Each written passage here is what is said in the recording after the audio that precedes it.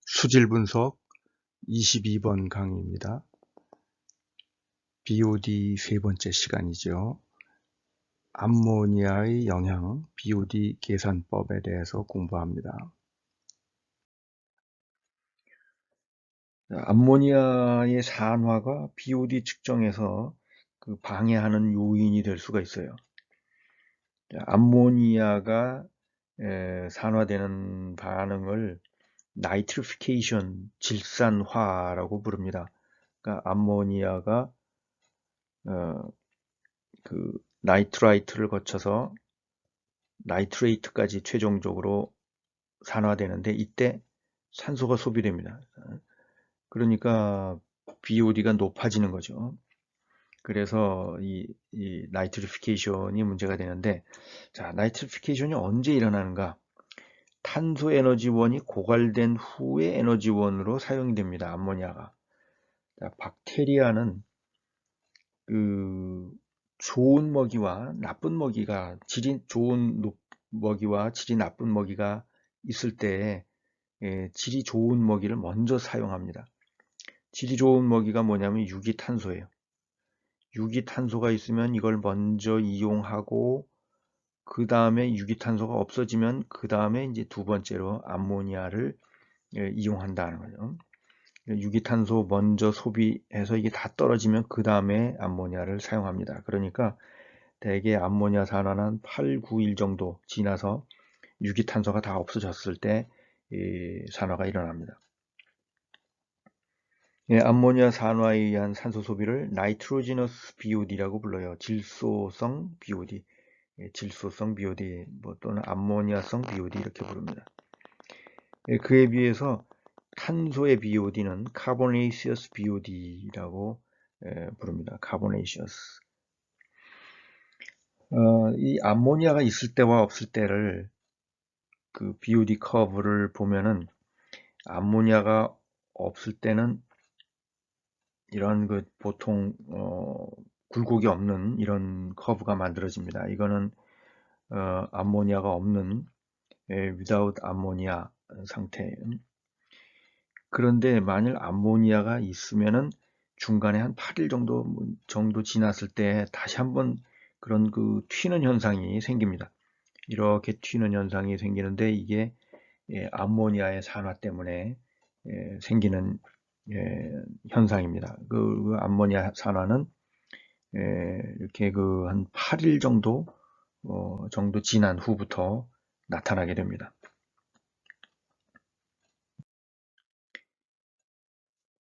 근데 BOD 측정에서 암모니아의 산화는 포함시키지 않는 것이 원칙입니다.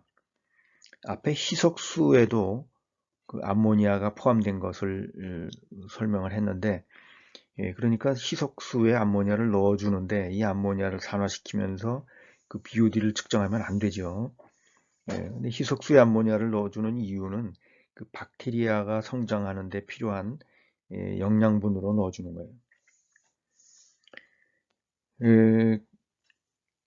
그래서 이 BOD 측정에 이 나이트리피케이션은 포함을 시키지 않는데, 나이트리파잉 박테리아가 많은 경우에는, 나이트리파잉 박테리아는 뭐냐면 질산화 박테리아라고 해서 암모니아를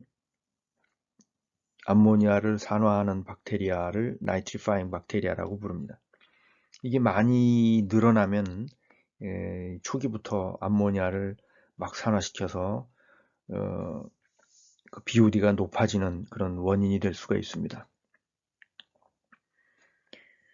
근데 생물학적 하수처리장, 그러니까 하수처리장 방류수에는 나이트리파잉 박테리아가 많습니다. 왜 그러냐면은 하수처리 과정에서 미생물이 막 성장하면서 유기탄소를 먹어 치우죠. 그래서 유기탄소가 먼저 다 고갈되도록 이렇게 미생물을 번식시킵니다.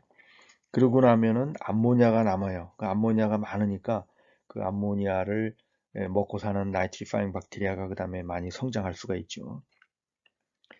그래서 이런 경우에 이 BOD를 측정하면은 나이트리피케이션이 굉장히 유의적으로 많은 양이 들어가서 BOD를 너무 과대평가하게 하는 그 원인이 될 수 있습니다. 예, 그래서 통상 이런 그 하수 처리장 방류수, 좀 오염된 물 이런 걸 암모니아가 많이 있는 물을 측정할 때는 암모니아 많은 시료를 측정할 때는 이 인히비터를 넣어요. 억제제를 넣습니다. TCMP라고 하는 그 억제제를 넣어서 이 나이트리피케이션을 좀 억제해주는 다음에 이제 BOD를 측정을 하는 거죠. 그런데 그 내 경험에 의하면은 이 TCMP를 넣어주면은 암모니아만 억제되는 게 아니라 이 탄소의 산화도 사실 약간 억제가 되더라고요. 박테리아들이 어떤 그 영향을 받는 것 같아요. 어쨌든 그 암모니아가 많이 포함되어 있는 또 나이트리파잉 박테리아가 많은 하수처리장 방류수 이런 물은 측정할 때 이걸 넣어줘야 된다. 그 다음에 조류의 호흡도 이 BOD에서 중요한 고려 사항이 됩니다. 조류의 호흡은 뭐냐면 물속에서 조류는 원래 광합성하는 생물이죠. 광합성하는 생물이기 때문에 호수에서 보면은 산소를 소비하는 것보다는 생성을 더 많이 합니다. 그러니까 조류가 많이 있다고 하는 것은 그 하천이나 호수에서 볼 때 산소 고갈의 원인이 아닌 경우도 종종 있어요. 물론 표층에서 빛을 받는 경우에. 근데 심층으로 가서 빛을 못 받으면 이제 산소 고갈의 원인이 되죠. 근데 얕은 하천 이런 데서는 뭐 조류세포가 좀 떠내려가더라도 그 산소 고갈의 원인이 안 될 수가 있습니다. 광합성을 해서 산소를 만들어내기도 하고 하기 때문에. 그래서 그런데 BOD를 측정할 때는 BOD 측정할 때는 그 안에 조류도 박테리아도 모두 광합성을 하지 않고 호흡만 합니다. 호흡만 하는 거예요. 그래서 이 BOD가 좀 이게 과대평가되는 거 아니냐 그런 문제들이 있습니다. 그래서 모델링에서는 어떤 용어를 사용하느냐 하면은 이 CBOD라는 용어를 사용해요. CBOD는 카보네이시어스 BOD라고 해서 외부에서 유입된 무생물, 비생물적 유기물이죠. 그 조류가 아닌 조류 이외의 다른 유기물들을 말합니다. 이게 이제 외부에서 유기물이 들어와서 분해되는 것을 말하고 생성이 되는 건 아니죠. 분해만 되는 거죠. 그런데 이런 그 외부에서 들어온 하수에서 들어간 유기물 이런 것들이 있는가 하면은 BOD 측정할 때는 호수에 있는 조류도 같이 그 안에 포함이 됩니다. 같이 포함이 돼서 호흡에 의해서 BOD를 일으키죠. 호흡에 의해서 산소를 소비합니다. 그러니까 이것을 그러니까 BOD를 우리가 이제 측정을 해보면은 외부에서 외부 기원 그 유기물 보통 우리가 측정하고자 하는 것은 일반적으로 하수죠, 하수. 하수에 있는 유기물 이런 것들이 산소를 소비하는 것을 측정하려고 한 건데 이 조류 세포가 같이 포함이 되어 있는 거죠. 조류의 호흡 작용에 의해서 특히 그 빛이 없는 조건, 암 조건 하에서는 이것도 역시 산소를 소비합니다.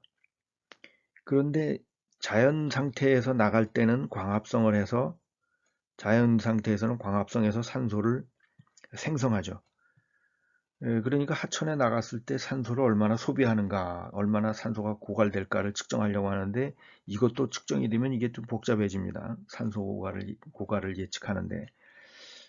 그래서 모델링에서 사용하는 그 BOD 개념하고 우리가 실제로 측정하는 BOD가 좀 개념이 다를 수가 있어요. 우리가 실제로 측정하는 BOD를 뭐라고 부르냐면 버틀 BOD라고 부릅니다. 버틀 BOD. 현장에서 실측하는 BOD죠. 그럼 여기에는 외부에서 들어오는 그 유기물, 죽은 생물이죠. 조류 이외의 이 유기물이 소비하는 산소 이것도 있는데 조류의 BOD도 또 같이 포함이 되는 거예요. 조류의 BOD도. 그래서 모델링을 할 때는 하천에서 나가서 이 조류는 산소 고갈을 별로 안 시키고 요만 산소 고갈을 시킨다, 이렇게 구분을 해서 계산을 했으면 좋겠는데, 우리가 BOD 측정하면 이게 다 한꺼번에 측정이 되니까 구분을 할 수가 없습니다. 그래서 모델에서 계산에 의해서 구분을 하기는 해요. 이 CBOD와 L걸 BOD를 모델에서는, 그러니까 조류의 그 바이오매스로부터 BOD를 계산해내고, 또 외부에서 들어온 BOD에서 산소 소비량을 예측을 하고, 이런 방법을 씁니다. 하여간 조류의 호흡은 그 모델링에서 조금 그 복잡한 조건을 좀, 문제를 야기할 수 있다. 계산해서 좀 복잡하게 만들 수 있다는 겁니다. 자, BOD를 측정하면 그러면 계산은 어떻게 하는가? BOD를 계산하는 방법. 제일 먼저 그 시딩이 없는 경우, 그러니까 희석을 조금 하더라도 그 시딩을 안 하는 경우에는 원래 샘플이 가지고 있는 BOD가 이제 그대로 측정이 되는 거죠. 보통 우리가 상수원수를 조사하는 경우는 대부분 이 시딩을 안 합니다. 그러니까 이 방법으로 계산하면 돼요. 뭐 계산은 간단하죠. DO 0데이에서 DO 5데이를 빼주면은, DO 차이를 빼주면은 되고, 거기다가 희석 배수, 뭐 10배 희석했다 그러면 곱하기 10, 20배 희석했다 그러면 곱하기 20, 이렇게 해서 곱해주면 됩니다. DO 0대1을 보통 그 시딩을 하지 않는 것이 이제 일반적인데, 15분 됐을 때 DO를 초기 DO로 측정을 합니다. 왜냐하면은 혹시나 그 초기에 어떤 화학적인 작용에 의해서, 그러니까 생물학적 작용이 아니죠. 화학적 작용으로 산소가 소비됐다. 그런 경우에는 15분 내에 일어날 수가 있습니다. 생물 반응은 느리게 일어나지만, 그래서 그 화학 반응에 의한 산소 소비를 배제하기 위해서 15분 지난 다음에 측정을 해라, 이런 거죠. 근데 실제로 뭐 샘플을 희석해서 병에 넣고 측정하려고 하다 보면은 15분은 충분히 금방 시간이 가죠. 실은 그보다 더 시간이 지난 다음에 측정을 하게 되죠. 그 다음에 DO5데이는 5일간 인큐베이션 한 후에, 5일간 20도에서 인큐베이션 한 후에 DO를 측정하는 것이죠. 그런데 이 시드가 들어가는 경우에는 이제 계산이 좀 복잡해집니다. 시드를 넣으면은 희석수로 희석을 하는데, 그 희석수에 이제 시드가 들어간 거죠. 그러면 그 시드의 그 BOD를 빼줘야 되는데, 그걸 시드 블랭크라고 부른다고 했죠. 시드 블랭크. 그거는 어떻게 계산을 하느냐면, DO 0데이에서 5데이, 이거는 이제 원래 BOD 계산하는 방식이죠. DO 차이. 근데 이 뒤에 B라는 게 또 있어요. B는 뭐냐면 시드 블랭크의 DO입니다. 시드 블랭크의 DO, 여기 DO 시드 블랭크. 그러니까 샘플은 안 들어가고 그 시드만 넣어가지고 BOD를 따로 측정하는 거예요. 요게 시드의 BOD를 측정하는 블랭크다. 시드 블랭크.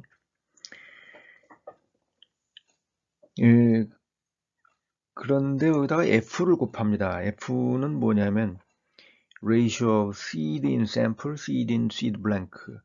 앞에 뭐라고 얘기했냐면, 샘플에는 시드를 조금 넣지만 시드가 가지는 BOD를 정확히 측정하기 위해서는 시드를 더 많이 넣어가지고 그 블랭크를 측정한다고 했죠. 예를 들어서 샘플에는 시드가 1ml 들어갔는데, 1ml 넣고 측정하는 것은 이제 이거 시료에, 샘플에 이렇게 넣는 거죠. 그런데 이 시드의 블랭크가 시드의 그 BOD가 얼마인가를 측정하기 위해서 블랭크를 할 때는 시드를 더 많이 넣는 거예요. 예를 들어서 시드를 한 10ml를 넣는다. 10배를 넣었다. 그리고 시료는 안 들어가죠. 10배 넣고 여기는 이제 증류수만 증류수나 증류수로 만든 희석수가 들어가는 거예요. 그러니까 시료가 안 들어가는 거죠. 시료 없이. 예, 그렇게 해서 측정한 그 BOD 산소 농도 값이 B라는 겁니다. 예, 그런데 여기 보면은 시드의 양이 여긴 1ml이고 여긴 10ml 들어갔죠. 그러니까 이때 팩터가 뭐가 되느냐면 10분의 1이 되는 거예요. 10분의 1. 그렇게 해서 시드 블랭크를 계산해 가지고 보정해 줘라. 예, 그 다음에 P는 예, 마지막에 그 희석 배수, 샘플 전체를 몇 배로 희석했느냐 하는 것입니다. 뭐 이외에도 다른 계산 방식들도 몇 가지가 있어요. 계산을 좀 편리하기 위해서 몇 가지 방식들이 있는데 예, 큰 차이가 있는 것은 아닙니다. 희석하는 방법, 또 시드 블랭크를 넣는 방법 등등에 따라서 계산하는 방식이 조금씩 다릅니다. 자, 연습 문제가 있습니다. 연습 문제로 BOD를 계산하시오 이렇게 나와 있는데 예, 제일 먼저 보면 DO of diluted seeded sample 희석을 한 다음에 seed를 넣었어요.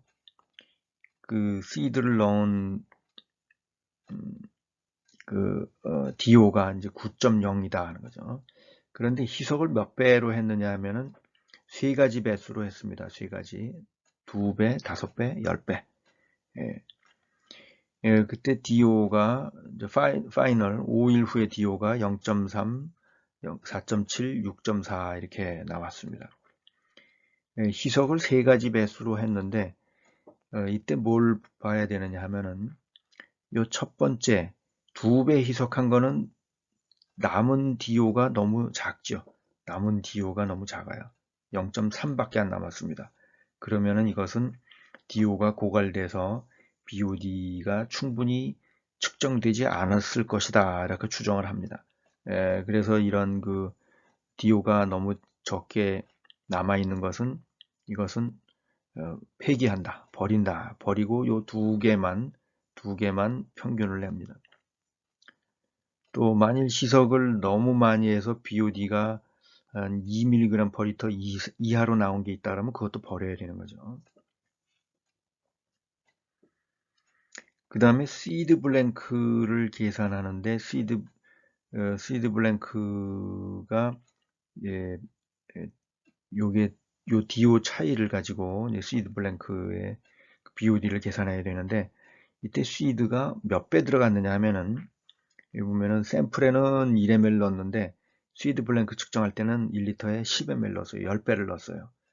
예, 그러면 어떻게 되느냐 하면 여기 BOD가 5mg per 리터가 되죠. 5mg per 리터 시드 블랭크가 5mg per 리터인데 요게 이제 팩터 10분의 1을 곱해야 10분의 1을 곱해서 0.5가 그 이게 뭐냐면 시드 블랭크예요. 시드 블랭크 BOD가 되는 거죠.